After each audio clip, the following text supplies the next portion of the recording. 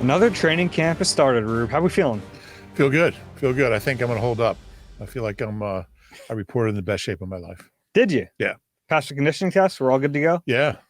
Yeah. Thumbs What up. do you know what number training camp this is for you? I don't. Let's see. I guess it would be I started the middle of the 87 season, but I didn't cover camp that summer. 88. So 37? Wow. Yeah, 37. 8 at Westchester, 17 at Lehigh, and now 12. Does that add up? Yeah, I think so. Yeah, 37. Something like that. Yeah, 12 here. So do you still get excited for training camp? I still drive to Lehigh. Yeah, it's tough to get over. I get confused. Yeah, it was a long drive back for you this morning. Missed all the practice. No, I do. I enjoy it. And we've talked about this. I mean, it's the one time this year or any year that we actually get to see them start to finish a practice. Yeah. And you get to really see there's no hiding from us. Like, they can't hide who's getting reps. They can't hide who they don't like. They can't hide who's not practicing. They can't hide anything. So we actually get to see real live football. And it's fun. Yeah, I get real excited. You're going to make fun of me for this, but I do have trouble like falling asleep the night before. That's silly. It's like, but I also have trouble falling asleep like the night before a trip or something, because I'm like kind of excited. I know I have to wake up at this time to get there, and that like gets in the back of my head, and then I have trouble like. So what time did you get to sleep last night? Like 3? No, not that late. I tried to go to sleep at like 11:30, and it probably took me about like until 12:30 to fall asleep. Dave's lying awake. I'm like, who's going to take second team right tackle reps? Who's it going to be? Yeah. All right. Well, we have a lot to talk about today. Do. It was about an hour and 9 minutes at practice. So we have a bunch of practice observations, talked to a bunch of players after practice. We talked to Nick Sirianni and Howie Roseman before the session. So a packed show for you guys today. Let's start though with what we saw at practice and the housekeeping items to take note of. We knew Cooper DeJean was going to go on the non-football injury list. Shaq Davis, the receiver, and Gottlieb Ayedze, the offensive lineman, joined him on the NFI, and then Sidney Brown, as we suspected, on the PUP, the active PUP. So all these guys still count toward the 90-man roster. They can be activated at any point, but it does open the door for them to potentially start the season on NFI or the PUP. Yeah, same rules for both lists. They're just different lists. Depends when you got hurt, basically. But and for Cooper DeJean, it's not ideal. I don't think it's a huge setback, but it's a setback. And yeah, it's not nothing. It's not nothing. 3 weeks, and Nick said 3 weeks today in his presser for a guy who is in his rookie camp is a lot. And the kind of kid he is, and I think this is what Howie and Nick both said today. He's going to do everything he can to keep up as far as mental reps and meetings and film, and being out at practice and understanding what's happening. But it's not the same as being out there. So he probably won't play he definitely won't play in the first 2 preseason games. Might play in the third, but he'd have about, I guess, 8. We don't know exactly when he got hurt, but he'd have about 8 or 9 days from the earliest he could be activated if it's 3 weeks to play. So I think he had a chance to play in that third game. But yeah, you'd like to see him out there. I think by opening day, he'll be caught up. You hope. Well, does this change? We've talked about the competitions, and we thought he was really going to compete to be the starting nickel. Does that change your view of that competition now? Well, I'll tell you what, Avonte Maddox, as we expected, was the first guy in. He's played a lot of slot. He's been here since 18. He just hasn't stayed healthy. If he can stay healthy between now and opening day, the end of camp, preseason, he might have the edge. He might, if he has because we know he can play. It's just a matter of. Yeah, I don't think he's going to look bad. Yeah, he's not going to look bad. He can handle it. And then you take 3 weeks not practicing for the rookie. You might have Avonte Maddox starting the season as your slot. Yeah, I think you're right. And we'll get into some of the depth chart stuff a little bit later, some other notes there. But yeah, I think it does. It certainly makes me think Avonte is now more likely to be the opening day starting nickel. Yeah, I would agree. Yeah. It's a shame for Cooper Jean because I think in a competition, I liked his chances. But if you're going to miss most of training camp, it's going to be really tough for you to prove yourself as a rookie. And when the guy who's coming in is a guy who's been in the league 6 years, he's played probably, I don't know, a couple thousand reps inside corner. Kind of a weird offseason. They cut him and brought him back. But yeah, I think Avonte Maddox is a guy who's going to, again, it's all predicated on staying healthy, which has been a problem for him. But if he can do that, he's got an edge. Yeah. A couple guys who didn't get put on a list who are not practicing. Landon Dickerson has a toe laceration, and Brett Toth has a hamstring injury. Considered minor injuries for both of those guys. I'd expect them back here, in a week or so. Obviously, Dickerson's the big one there. He's their starting left guard, but it doesn't seem like anything to really be too concerned about. I wonder if that was like a lawnmower accident. Well, I think that would be a significant toe laceration with that lawnmower. Yeah. Well, maybe it was just an edger. That might be worse. Yeah, that doesn't sound fun. Yeah. But yeah, I'm sure he'll be back soon. And then a few guys who I noticed were practicing today who we didn't see at the end of the spring. James Bradbury had that injury that popped up. Bradbury was practicing today. Zach McPherson coming back from that Achilles injury. Trevor Keegan had some sort of leg injury. The rookie had some sort of leg injury at the end of the spring. He was back. And then Jacob Harris, the receiver, who actually had a really good rookie camp, and I was excited to see in the spring. Didn't get the practice at all. Now he's back at practice. And I guess Zach McPherson's kind of a significant one because there was a time where we thought he was going to be a slot, like the slot. So he can be in that mix too. Doesn't seem like it right now. He was working as third team right cornerback. But I'm sure there's going to be some mixing and matching as they go here. I mean, he's one of the guys who's done it. Mm-hmm. Yeah. Sure. I want to start with some offensive depth chart notes. We'll get into defense, and then we'll talk about what we actually saw out there. Yeah, what if I want to start with defense? You want to start with defense? No, I don't care. Okay. Let's start with offense. Doesn't really matter. Let's go in order. I know it would be hard for you to go out of order, wouldn't it? No, I could go out of order. No, this is the way I wrote it. We don't have to talk about it in the order. Let's go offense. Offense, Tyler Steen, first team right guard. What % chance do we see someone else take a right guard rep if Tyler Steen is healthy? I think he'll get all the reps. I do too. Yeah. I think Jeff Stoutland wants it that way. Yeah. We talked to Lane Johnson after practice. He wants it that way. He wants to build a rapport with the guy next to him. I think Tyler Steen would really have to struggle for them to make that switch. Yeah, and I think if he doesn't get the reps, he might not get any. But I think if he stops getting first team reps, they've moved on. That means more than just we're giving someone else reps. That means we're concerned about how he's playing. I don't think that's going to happen. Mm-hmm. But we don't really know. He's a big unknown, so we'll see. Yeah.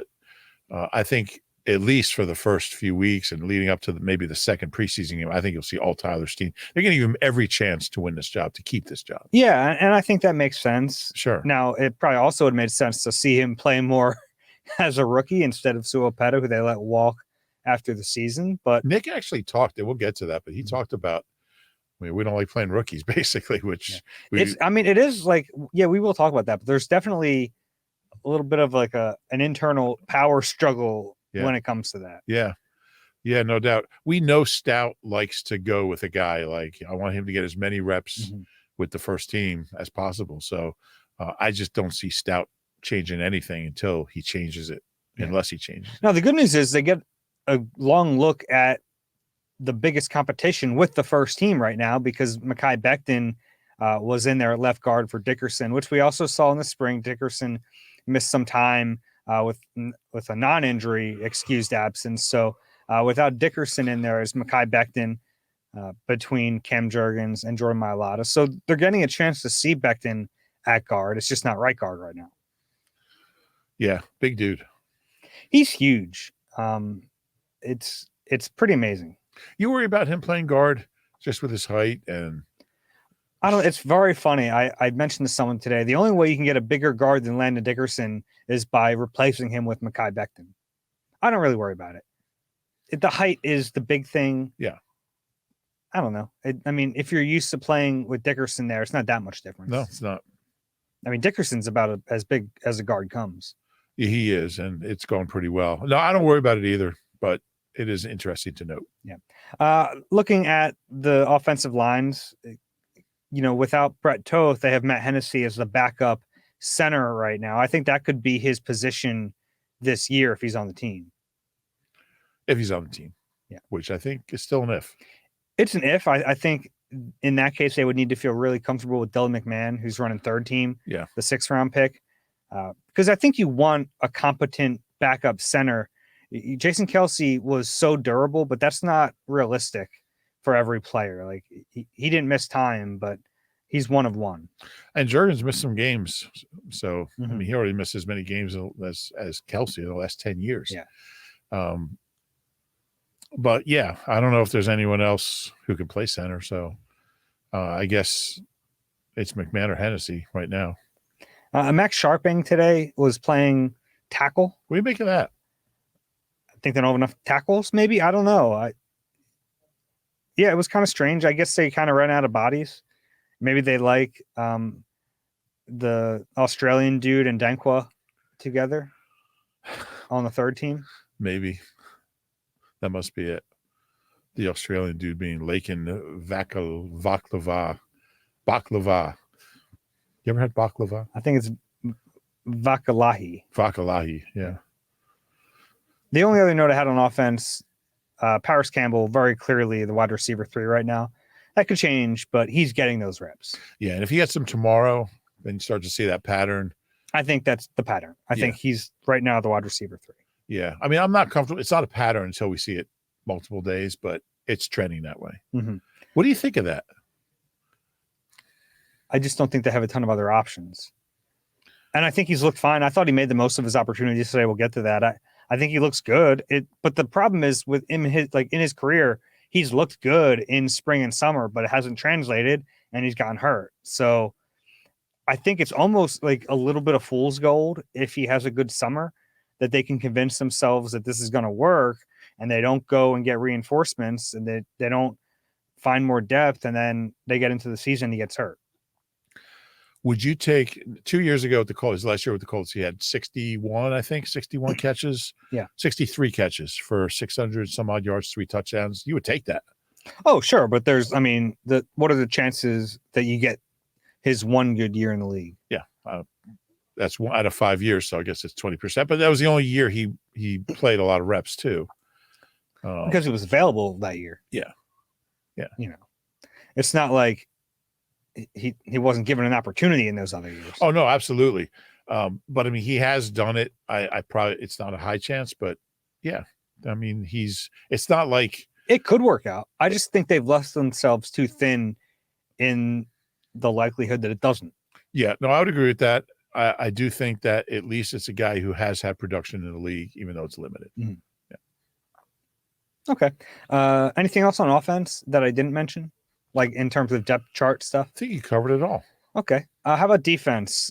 I think the big note here for me was Isaiah Rodgers was the starting right cornerback opposite Slay. I think, unlike the right guard, I think we are going to see a rotation here. I think we'll see Quinyon Mitchell there. I think we'll see Keely Ringo there. Probably those 3 are really going to rotate at that position. I don't think we're going to see James Bradbury there. No, I don't either. It was kind of weird that he was out there. I didn't think we'd ever see him again on the field. I did, and he was out there. He was a second-team safety with Tristan McCollum. Yes, he was. It's got to be weird for him. Yeah, it has to be. I give him credit, but also what else? Yeah, what's his options? Yeah, hold out. Yeah, I don't think he's going to do that. But yeah, it's again, if we see Isaiah Rodgers out there tomorrow, I'll be really surprised. But it's possible that they're just, I mean, they like veteran guys. Maybe Vic's like, Keely Ringo's 21, Quinyon Mitchell's a rookie. I'm going with Isaiah. I think that'd be a mistake. I do too. Just to go with him like that. If he wins the job, he wins the job. I do too. I think you got to let the competition play out. And it's not like, yes, I think at a certain point, Your secondary needs to learn how to play together, but I don't think it's like the right tackle needs to learn how to play next to the right guard. Yeah, I think you're not in that close proximity. There's definitely a premium on playing together as a unit on the O-line that there isn't in other places. Yeah. Yeah. At linebacker, they started the day with Zach Bond out there next to Devin White, but then we saw Nakobe Dean work with Devin White. We saw Nakobe Dean and Zach Bond with it. Like they were really kind of mixing and matching with those three guys. Yeah. And I guess we'll see those different combinations for a while. Yeah, I mean, this tells you that Zach Bond at off-ball linebacker in the spring was not just because it was a passing camp. Yeah, well, he certainly looks like he's in the mix, and from what I've seen, I mean, he's handled it okay. It doesn't look out of place, I guess, so far. I still think it's going to be Nakobe and Devin White, but it's interesting. It is. I mean, Zach Bond's bigger. He takes up more space. He is bigger. I don't know. I'd like to see Nakobe really get a fair shot at that. And we've already seen him get more first-team reps in day one of training camp than we did in the spring when he was coming back from that injury. So I think that's a good sign. Yeah, no doubt. And we'll get to, I mean, Howie and Nick were very bullish on Nakobe. We'll get to some of that in a bit. Yeah. The only other defensive depth chart stuff, the starting line, as you expect, Sweat, Carter, Davis, Williams, Huff, then obviously a rotation after that. And then CJ Gardner-Johnson and Reed Blankenship were the safeties. Yeah, no surprises there. Yeah. We did see Quinyon Mitchell get some work inside with the second team. So he's taking outside reps and some slot reps. He did that a little bit in college. Without Cooper DeJean, maybe that can kind of be the role for Quinyon Mitchell. He can play multiple spots as a rookie. Yeah, I mean, they're going to get their 11 best on the field. And if you can get, say, Isaiah Rodgers and Keeley and Quinyon, two of those three on the field, and that's their best defense, it makes sense to do it. Yeah, and if Avante is one of their best, you can like have him in nickel be the slot corner. But then if you go to dime, he can kind of slide back to safety. You can replace him with a Cooper DeJean or Quinyon Mitchell. You can do something like that. Yeah. Okay, that's all I had for depth chart stuff. Anything else? No, good stuff. Yeah, I should mention punt returners today. Britton Covey, John Ross, Anais Smith. I think I missed someone. I wrote it down, but we have a long way to go in these punt returners. No Cooper DeJean, obviously. He would have been one of them. The other punt returner, Isaiah Rodgers. Excuse me. I'm keeping you up here. I'm sorry. I was up late. I was so excited about training camp. I was too, but then I drank a lot of coffee. Well, I got a big iced tea here, so I'm trying to. Okay. Let's just go through my observations, and then if I missed any, you let me know. I thought Saquon was very active day one. It was fun to see him out there. It was. He looked fast. He looked fast. He looked explosive. We saw them throw the ball to him quite a bit. We saw some. There was like one shovel pass to Saquon that was fun. They used him on some pitches. They used him as like a misdirection. So I think about what Nick Sirianni said back in, I think it was owners meetings, when he brought up, when we got, he said, when we got AJ Brown, all the coaches got together. We watched all this tape and we like really formulated a plan of how to get the most out of this guy. And he said they were doing the same for Saquon. Like, I think we're already seeing that on display from day one in training camp. Yeah, and we're seeing the Kellen Moore effect with him. Mm-hmm. I don't think we would have seen Saquon as multiple if, and I don't want to sit here and beat up on Brian Johnson, but we wouldn't have seen that last year. And I just think you have a talent like that. Oh, it's more beating up on Nick Sirianni, probably. Yeah, but I mean, find different ways to use him, and that's what Kellen Moore's good at. I thought Saquon. You never want to get carried away with one practice. I thought he looked lean. I thought he looked fast, and he looked really comfortable doing a lot of different things, and that's a good sign. Yeah, I think he's just an all-around good player. Now, we should bring up the point that these guys are in shorts and shells right now. pads change a lot, but he's a guy who has a history in this league. I thought he looked good today. Yeah, and speaking of that, and this is also as good as his body's going to feel the rest of the way. Right, that's true too. Maybe tomorrow. We expect pads to go on. We think Monday. I don't know. Yeah, I think they have to have 3 practice. I could be wrong. I think they have 3 practices, no pads. So they're off Friday, they're off Sunday, so that would be Monday. But it could be Saturday if I'm wrong about the rule. But we will obviously let you know. I thought the 2 best plays of the day offensively came from the tight ends. One was Dallas Goedert, kind of like a corner route. He breaks free on Keely Ringo, and Jalen Hurts kind of rolled to his left, threw a beautiful pass, hit him in stride.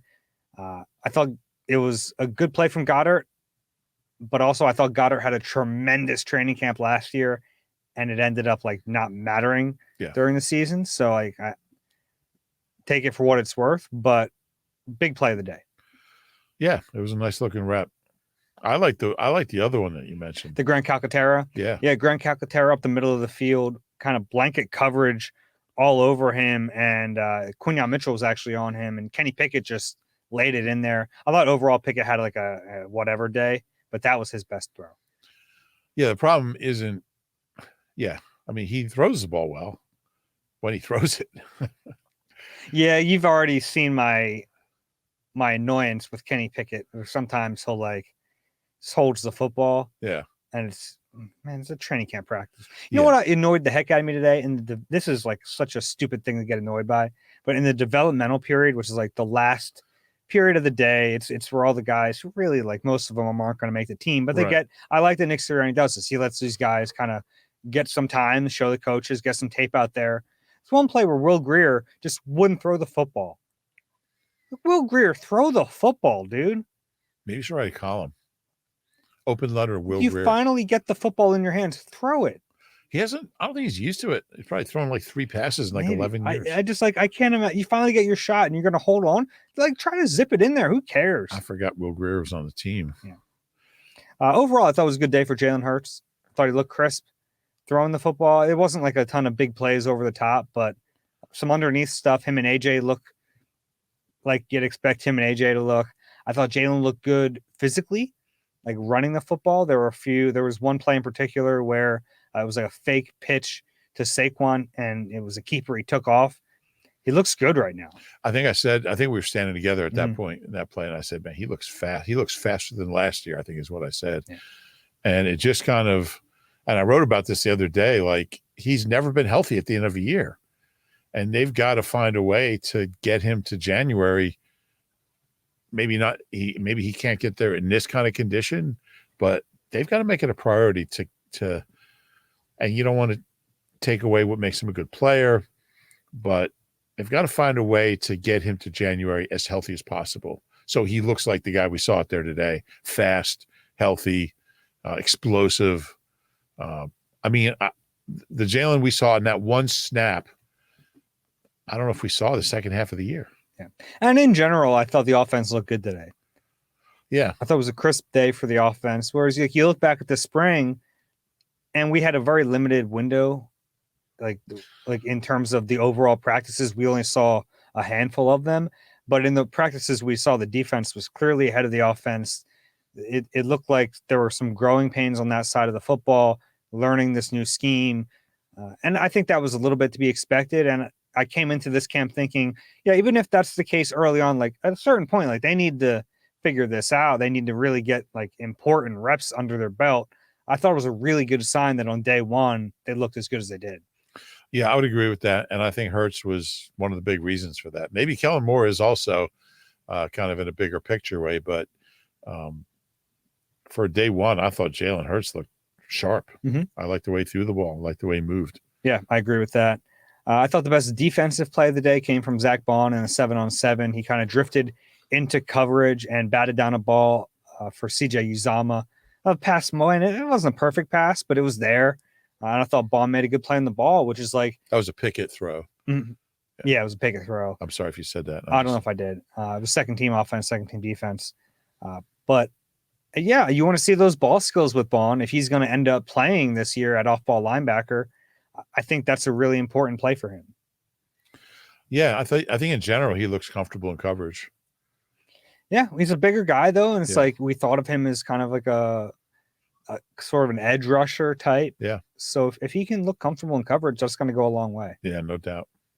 I don't have much else. I mentioned Paris Campbell earlier. I thought he didn't make any like splash plays, but he was getting the ball thrown to him. He had one play on an end around, which they've been working on. It might be a part of this offense under Kellen Moore, especially from the slot position, right? But this one I think was actually, I'm trying to like replay it in my mind. I think it was, they brought him in motion and he took it. So like some motion in this offense. Paris Campbell has speed. He's like kind of a weird dude because he has speed. And then you look at his career stats and it's like he's averaging like 10 yards a catch in his career. 10 yards a catch, and his yards per target, it's one of the worst in history. Yeah. So it's like maybe if you can find a way to unlock this speed that's not throwing deep to him, because that clearly doesn't seem to be his game. Yeah. That makes some sense to me. Yeah. He doesn't look fast. Like the eye test says fast enough. I mean, but he doesn't look like a blazer. He doesn't look like a 4.3 guy. No, he doesn't. Yeah. But that could also be just kind of learning a new offense, but we'll see. This was a kind of a weird play for me to include, but Moro Ojimo, I thought, had a really great rep against Trevor Keegan inside. Just, it's everything on the line should be taken with a grain of salt until the pads are on, but I think Ojimo might actually factor into this defensive line rotation this year. Who mentioned him, Nick or Howie? Nick, right? Yeah. Nick just kind of mentioned Marlon and Morrow. He asked about the defensive line rotation. Yeah. So that's always a good sign when the coach doesn't mention a lot of names, doesn't single out many people, singles you out. It's a good sign. Mm-hmm. My stupid observation today was just Mekhi Becton's tall. Now, I missed him vomiting today. Some other reporters. See, this is the one downside to my deep safety view, is that I missed the giant vomiting. But apparently it was quite a display. I'll bet it was. Yeah, it was humid today. And then the offensive line ran some gassers after practice, and we asked whose idea that was. It was actually Cam Jurgens and Jordan Mailata said, let's get some extra conditioning in. It was muggy out there. It was gross. Yeah, it snuck up on you today. Yeah. I walked out thinking this is a nice cool day, a little bit of breeze, and then no, it was muggy. Yeah, we're also going out there at 8:45, and it's over at 11 by 11:15, and it just kind of gradually gets steamier and steamier. Yeah, that was all my observations today. Anything that you wanted to add to that? No, I thought you covered it all. I was most encouraged by just Jalen and Saquon, how they looked, how they ran, how they moved. I didn't single out AJ Brown, but he looks really good. Like he made some big plays, but I mean, you know that's good. You kind of get tired of writing about AJ. I don't worry about him. Yeah, but I think Saquon and Jalen, they're two of the most important guys on this team. It was a good start for both of them. Yeah, it was. All right, let's take a break, and we'll break down some of what we heard after and before practice when we come back. You deserve a car that thrills you, a car that puts goosebumps on your goosebumps. At Nissan, we got everything from turbocharged SUVs to 100% electric vehicles that'll make your heart beat faster. Experience the thrill for yourself and shop your local Nissan store at nissanusa.com today. Celebrity cook Steve Martorano brings his Italian-American cooking back home to Philly. Enjoy Martorano's Prime at Rivers Casino and Steve's famous meatballs with Sunday gravy, prime steaks, and more. Make reservations at Martorano's Prime on Open Table. So, Rube, we had a chance to talk to Nick Sirianni about Jalen Hurts, and I had a chance to talk to Jalen Hurts about Nick Sirianni. It's been kind of like a few months of talk about their relationship, and then last week that report comes out in The Athletic that Diana Rossini called it a work in progress, their relationship. So we've always kind of wondered about the dynamic between the two of them, and I think that stems from their very different personalities. But there's been more this offseason kind of wondering about. I guess when you lose 6 of your last 7, that's going to happen. Yeah, and there were 2 other instances. I think Jalen, after the season ended, was asked about Nick as the head coach, and he had a chance to kind of like say, Nick's my guy, I want him here. And he didn't do that. He basically like acted like he didn't know there was even a possibility that Nick could get fired, which, Jalen knows what's going on. Right. And then there was the other one in the spring. He was asked about Nick Sirianni kind of taking a different role. It was kind of like teed up for him to say, yeah, it was a selfless move by coach. And he didn't take it. He kind of like stumbled over the answer. Now, maybe we're reading into all this too much and you have a lot of dead time over the last couple of months, but those two things and then the report from the Athletic, like all of it put together, and you start to wonder, well, what is the relationship between these two guys? And they both got asked about it today.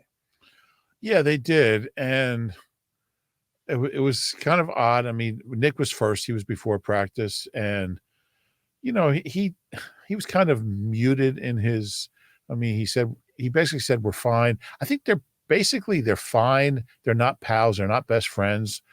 And, 90% of the time they've worked together really well.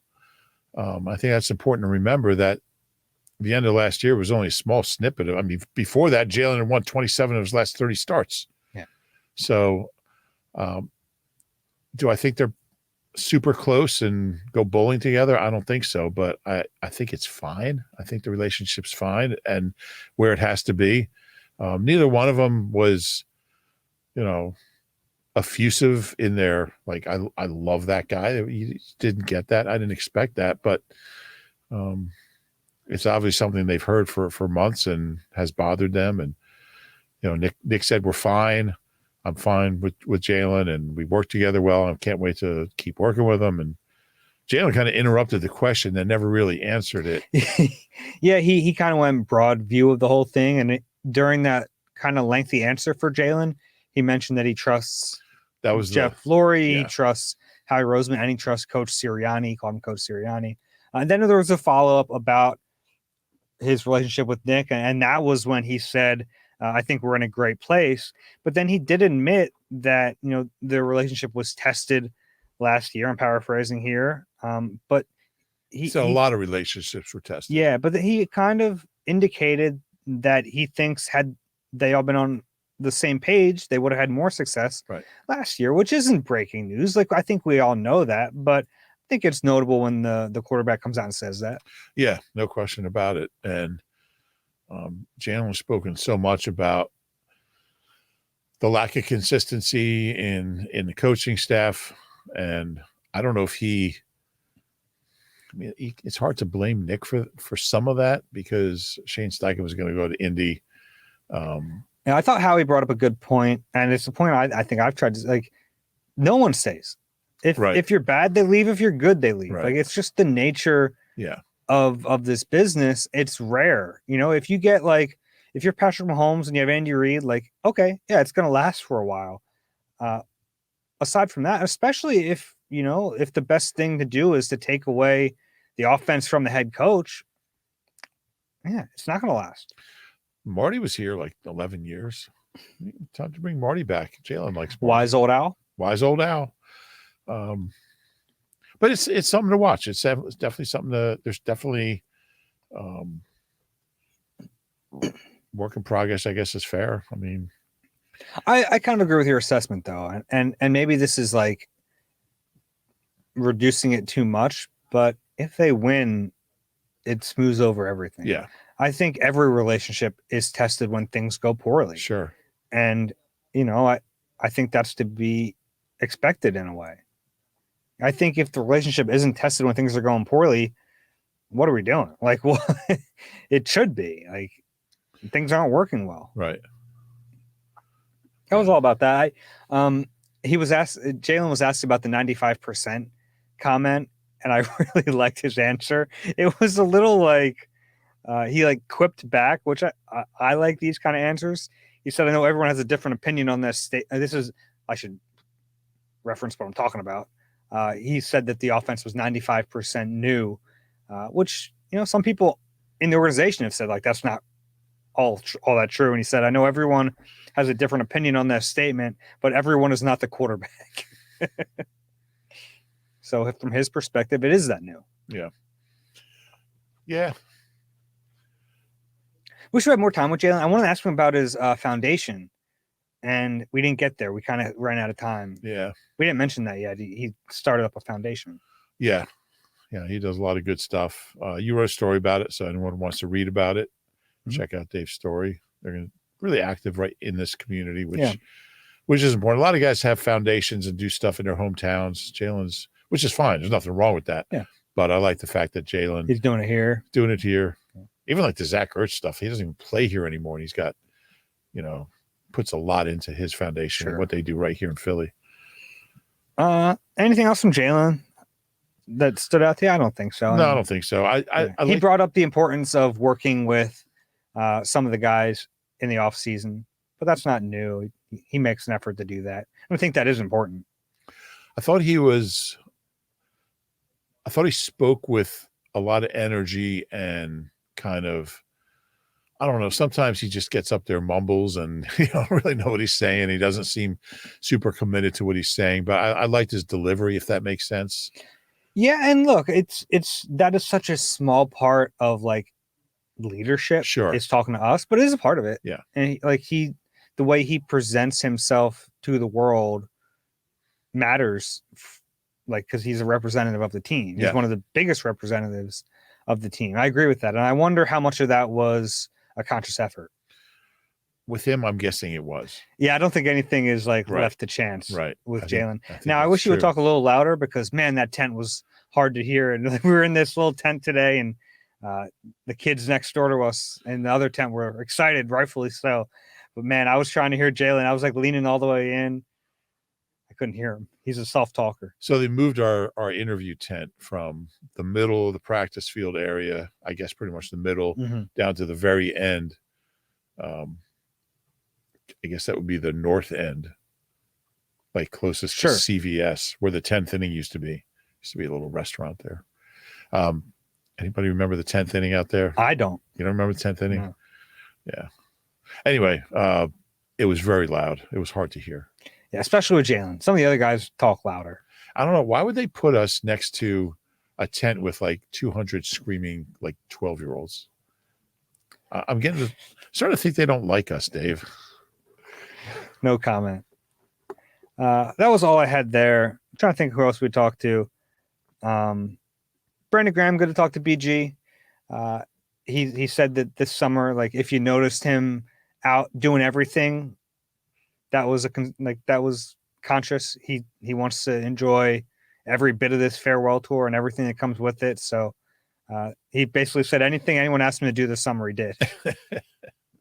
Which is pretty awesome. I'm so glad he's still around. It's great to have him around. Yeah.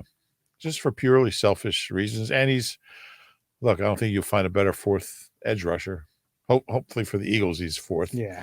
But, especially with Kelsey gone and man, Lane was 13. So I guess BG's the only guy left that was at Lehigh. Mm-hmm. Wow. Yeah. Fletch and Kelsey were the other two. Yeah. That's crazy. So I got somebody to talk to about Lehigh. So that's good. Yeah. Talk to Lane Johnson a little bit. Just a little bit about Cam Jurgens and just how far he's come and what it's like now being in the huddle, and Cam is handling a lot of the responsibilities that come with being a center. If you remember, though, and I asked Lane about this, Cam got that work as a rookie because Kelsey had that elbow clean out. So this is not his first time getting extended reps with the first team in training camp. It's true. So Lane said he's able to see the difference between that version of Cam and this version, having that really 1 year of playing experience under his belt now. I think that was really big for Cam. I do too. 2 years ago. And I can't wait to talk to him about that. And kind of reflecting on that experience because it was something that probably Kelsey didn't need those reps. Right. And obviously he would have probably preferred to not have surgery, but yeah, in hindsight, it probably helped Cam quite a bit. Yeah. Especially because he could play as a rookie. Right. Right. Yeah. That'd be a good thing to ask him when we talk to him, hopefully in the next couple of days. The other big one was Saquon Barkley. Got a chance to talk to him a little bit about Hard Knocks. Now he was on a podcast and talked about it, but this was our first chance. And he admitted how unique it is to see your free agency play out on a TV show. Must be. Yeah, it's got to be weird. He said he didn't like watch the whole thing, but he saw clips of it, and he knew like some of it from trailers was going to be in it. He thought he's like the Hard Knocks crew did a good job. Like they built up the drama of it. He didn't feel like it was that drama filled from his perspective, like in day-to-day life. But he said he thought like they told the truth. So I think he was happy about that. It's got to be weird. Not many people have that experience. Yeah, imagine if we had like TV cameras in here, like chronicling what we do in between podcasts and everything and just putting it on TV. Yeah. Or like it's kind of a pivotal moment in his career. Yeah. And yeah. So I thought that was it was kind of cool to hear his perspective. That one conversation where he's talking to Shane, he said he did not know that was being recorded. Oh, really? Yeah. That's bad. It's weird. Yeah. Yeah. You should know. Mm-hmm. Isn't that illegal? I guess they sign waivers. Yeah, they probably sign waivers. And actually in some states, it varies state to state. So I don't know. But I'm sure they sign waivers to be a part of the show. So Interesting. But I think that's true. Like some states, they have like, I forget what they call it. Like you only need one person's permission basically to record. But that's kind of gives you a little creepy feeling about it. Yeah. Yeah. The other thing from Saquon, I asked him just, he had mentioned in the spring about all the talent that's on this offense. And that's what stood out to him. He looks in the huddle and he sees Jalen Hurts and AJ Brown and Devontae Smith and Dallas Goedert and this offensive line. Today I asked him, with all that said, what's it like to not be the focal point, the singular focal point of an offense? And I thought his answer was good. He basically said, like, there are probably going to be games where, they lean on me. They're going to need me to run the ball. And there are going to be other games where we're passing to AJ and Devontae. And I'm fine with either. I think he's just so happy to be a part of a team that has potential to be really good. Yeah. One winning season with the Giants. 6 years? What did he play? 6 years there? 6 years. Yeah. One winning season, one playoff win. And then the next week they got killed by the Eagles. So yeah, it's been it's got to be tough. I would think so. I think losing wears on anyone. Yeah. If it doesn't, you probably don't want that guy. Probably not. We talked to It's fun having Saquon Barkley here. It's cool. Yeah. I mean, obviously we all knew it. We all knew he was here. They signed him, but seeing him out there on the field, it's pretty cool. Mm-hmm. Yeah. Talked to AJ and Devontae. I was not there for Devontae. I missed that. I heard some of AJ. It's fun to talk to AJ Brown. You kind of forget how good this dude is. I don't forget. Yeah. You don't? I don't. Okay. I don't have a ton there. He talked about just seeing this version of Jalen and how everyone's kind of motivated by last year a little bit. That's all. Do you think AJ can, I think, what do you have? 1496 his first year here and 1456? Yeah, that's right. Is that right? Yeah. I don't know where that came from. The top two receiving seasons in Eagles history. Yeah. Who's third? Quick? Quick. He passed Quick at 1409. Yeah. Very good. And don't tell me 80. Is that 84? I think it's 83. 83. Yeah. Yeah, 83. It was the year after the strike. It took him 17 games to do it. Well, not last year. That's true. So it's weird. In 2022, he had a higher number, but it took him 17 games to pass Quick. Whereas last year, it took him 16 games to pass Quick, but did not reach the same level. Interesting. So no matter how you slice it, it's his record. But what I was getting at, do you think there's another level of A.J. Brown as he and Jalen continue to work together and in this offense with Kellen Moore? Can he be a 1,600-yard guy? He could be. I don't even know if that's another level, though. Like, I think it's the same level. It's just the way it'll fall. I think he's as good as he can. Like, I can't imagine him being a better player. Yeah, that's fair. It's just a matter of whether or not the stats follow.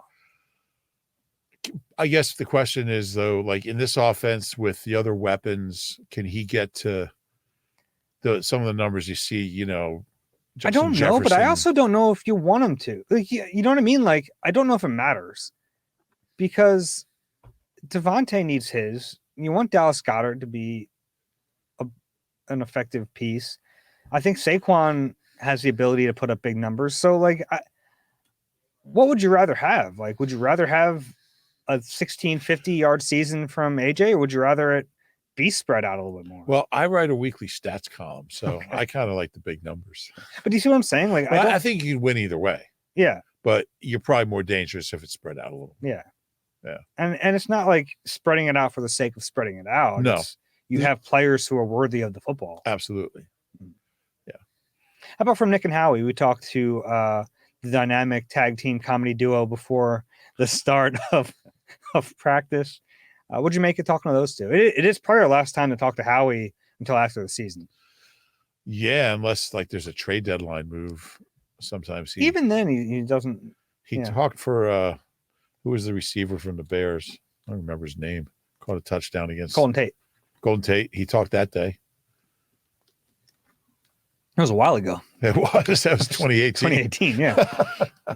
He talked. Let's see. I don't think he talked after getting Robert Quinn, which at the time was like a notable move. He certainly didn't talk about Robert Quinn and when he cut him.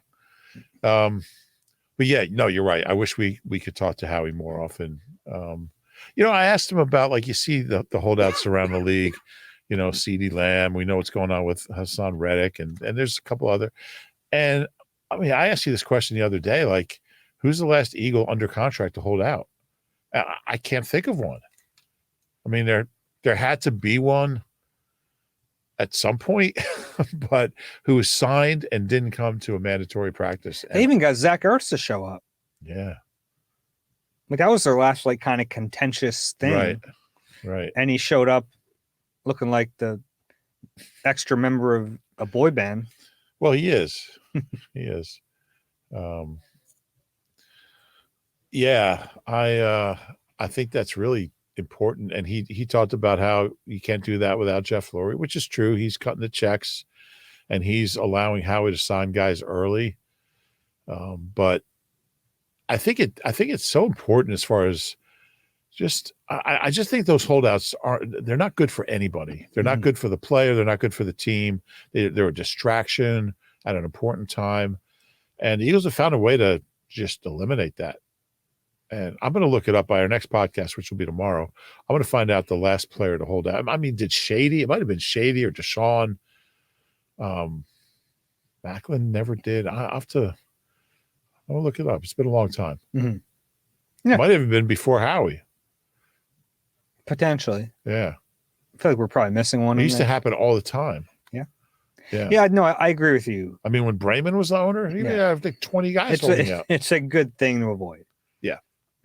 So he gave credit to Jeff Lurie there, like, sure. Because and I understand that, like, their MO of getting ahead of these things and paying guys, it's only possible if Lurie says, yeah, foot the bill there, you get that money out, pay early. I always wondered what the process was like when Howie goes to Lurie and say, yeah, I need $112 million to give to Jalen. And like, what account does he go? Like, where's the money? Like, how does he? Maybe that's why Lurie's looking into getting a little bit liquid and selling a little bit of this. Sell a little bit of chunk. Yeah. Could be, but it's like, I don't know this. I'd imagine most of his fortune is not liquid. No, you don't. He's got, like, just I think it's probably tied up in the team, which is worth a ton, but he doesn't have one of those passbook accounts. He has a swimming pool full of gold coins like Scrooge McDuck. Yeah, with Krugerrands. All right. Anyway, let's get back on the rails. Anything else from Howard and Nick? I don't think so. Yeah, you mentioned it earlier, so I wanted to bring it up. The Nakobe Dean stuff. Yeah. Both of them still seem, or they're saying things that make you think they're bullish on Nakobe. Very. We'll see. But he's still not getting all the reps. Mm-hmm. But it was interesting. Yeah, I'm looking through my notes here to see if there's anything else I wanted to mention. The only other thing, Howie was asked about his role in picking the coordinators, and he likened it to their pick of Quinyon Mitchell, which at first I didn't know where the heck he was going. Yeah, I thought he misunderstood the question. Yeah, but no, he brought it back. He basically said, like, when we looked at Quinyon Mitchell, we knew that this is a guy who was a good player. We liked him, but then Nick Sirianni has a relationship with Matt Campbell and was able to kind of dig a little deeper and get all the information. And then they use that information and cross-referenced it. He said that's kind of what the process was for coordinators. Like Nick brought him these names and he said, let me do some homework, let me dig. And so we liken those two things. Yeah. And I think when they talk about being collaborative, I think that's real. I mean, that's a real thing. And I think Howie's probably got a better relationship with Nick than any coach. I'm guessing any coach that he's worked with. Well, maybe not Chip, but yeah, and I think that's really healthy. Yeah, you can't. So yeah. All right, let's answer some questions. Let's do it. Yeah, we're chipping away at these questions. I like this. This is a new part of the podcast. Yeah, it is fun. We have this email address, eagleeye@nbcuni.com. If you're watching on YouTube, you have the QR code. You can just scan it, and then you click the button. It's amazing how technology works. But we have a few here. We'll get through these, and then we'll end this pod. From Pat, this is a long question, so I'm going to do a little editing here. As someone who's always been interested in writing, how would you ratio and percentage the value of entertainment versus pure information for a good sports journalist? Wow. I think you're just trying to accomplish both of those things. Yeah. I mean, sometimes you're writing a story that's probably got no entertainment value. It's just like if there's a roster move. Yeah. Cooper DeJean's going on the NFI. What does it mean? Yeah. And I mean, but it's always fun to kind of throw in a little, little joke here and there, but yeah, it's a little both. It depends what you're working on. I mean, I think the 10 observations kind of that I do would be a lot closer to the. And I think you naturally develop a style the more you do this. Yeah. You have a very defined style. I don't even know if you realize it. I do. I don't know if I want to define it for you. And you might be in your head about it, but you have like a very this might not sound good, but it is good. It's like a choppy style, like some short sentences to kind of drive home a point, which I like. Yeah, it's the Hemingway influence. Yeah. But thank you, I think. Good question. This was a multi-part question from Pat. I'll paraphrase the other ones. Basically, how do you feel about the depth at defensive line without Fletch? Knowing these guys might need to play more under Fangio. Yeah, and it's something that I think Nick talked about today. But Nick and Howie talked about it, actually. Yeah, they both talked about it. Because you look at Fangio, especially like last year in Miami, I mean, Christian Wilkins played like 80% of their snaps at defensive tackle. Yeah. I think there is a little tension there in terms of what Vic has done and what the Eagles have done. Nick Sirianni mentioned that you're not around this league long enough without adapting to your players and situation. And Howie's like, we're always going to rotate. we're going to rotate. I don't want anyone to play so much that they get a big contract. But it'll be interesting how that develops. I think, I mean, on paper, their depth at edge is okay, but I don't know what they're going to get out of BG and Nolan Smith. Yeah. So maybe it's not really depth as much as talent. I think you feel good about what they're going to get out of BG. It's just like you probably don't want to play 36. I mean, hopefully, yeah. What about their depth inside? I mean, it's a position where I'm kind of surprised they didn't add, just in terms of sheer numbers. You have Jalen Carter and Jordan Davis at the top, and Milton Williams is going to play an awful lot. We mentioned Moro Ojomo. I think he's going to have a role. I think Tui Pelotu is the next guy in. Yeah. You wonder a kid from Baylor. Gabe Hall. Gabe Hall. I think he's got a shot to make the team. Yeah. If they keep, I think 6 is a good number. I don't know if they have 6 to keep. That's true. PJ Mustapher, if they want like kind of a pure backup nose, they don't think Tui Pelotu is the guy for that job. Right. He's a bigger bodied guy, has a little bit of experience. Yeah. Yeah. It's definitely something to look at. I could definitely see how we bringing someone in. Next question here from Pat. Forgive me if you've covered this, but what are your expectations around the backup running back spot? Can't imagine they'll make another splash at that position, and they'll be going with Saquon, Shipley, and Gainwell. Clearly, Saquon is the bell cow, How do you expect Kellen Moore to utilize Shipley and Gainwell? Are these questions all from the same person? No, this is a different one. Are they, Different Pat. Oh, it's a different Pat. Yeah. Oh, okay. Yeah. How do you think the first Pat got enough questions? Yeah, there's a different Pat. Well, and I wrote a story about this. I think Gainwell's going to play a lot. I think Shipley will have a role here and there if he's up. You don't think Shipley could like wrestle away snaps from Gainwell? I think it's possible, but and there's also the fact that Gainwell won't be here next year. So maybe they want to, build up Shipley a little more, get him going. But I think Gainwell's going to have between 500 and 600 scrimmage yards just because I think they're going to be smart about not overusing Saquon. He's got 1,500 career touches. And I think Kellen Moore's history has been that he likes using every eligible offensive guy and finding roles for him and finding ways for them to shine. So I think Gainwell, and we've seen this franchise alternate or rotate backs, and it can be a really good weapon, and I think they'll do that.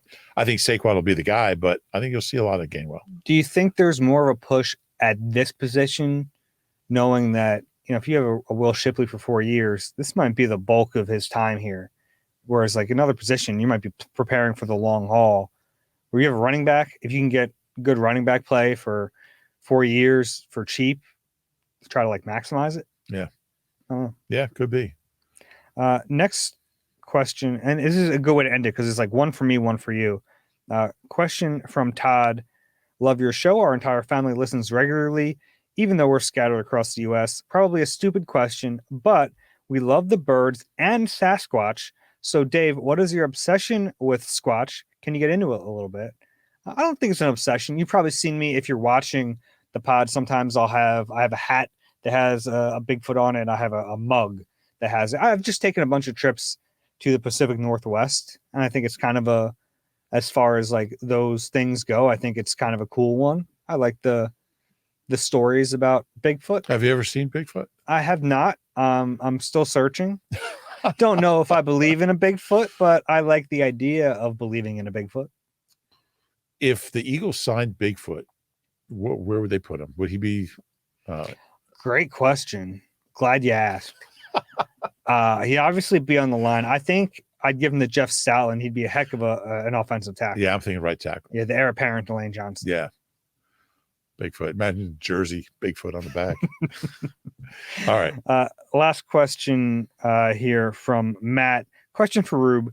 I hear your voice first at a lot of Eagles press conferences when they open. Is that a seniority thing, or are you among the first to sign up usually? How does that process work? Also, A Salty Salute is my favorite Guided by Voices song. Disarm the Settlers. Salty Salute is the opener on Alien Lanes. Haven't played it live in a long time. Yeah, Salty Salute's the first track on Alien Lanes, a masterpiece released in 1995. Wouldn't be my favorite song. I actually did my Magnet Magazine published my top 500 Guided by Voices songs. You stopped at 500? I stopped at 500. They wanted me to do 1,000, but I don't know if I can name 500 songs. Let me see where I have Salty Salute. It'll probably be like around 200. Not 95. I came in at 95. It's a top 100 song. Yeah, it is. So the way we sit in the auditorium, I guess I don't know how I ended up there, but I've been in that seat for years where I'm in the front row, in the middle. So I'm closest to the podium. Who sits in the equivalent seat? Zach? Zach, yeah. I guess Zach does. Zach doesn't like asking the first question. He likes, because he has very cerebral questions, and I think they work better later in a presser. Sometimes I like the first question if it's something I want to get out, but sometimes it's like sometimes you feel obligated to ask that first question to be like newsy. Yeah, sometimes like if they've cut somebody or put someone on or you kind of have to ask it.